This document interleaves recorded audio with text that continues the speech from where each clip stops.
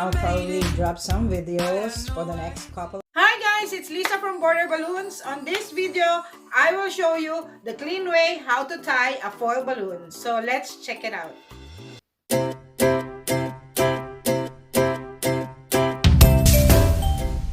First, grab your foil balloon and your curling ribbon. I use at least 6 feet.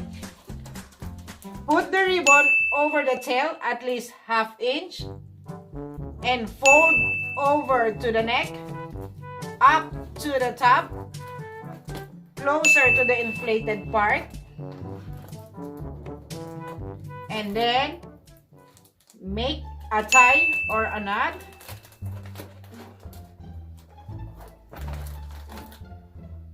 And finish it with another one. And voila! Wow! It's done.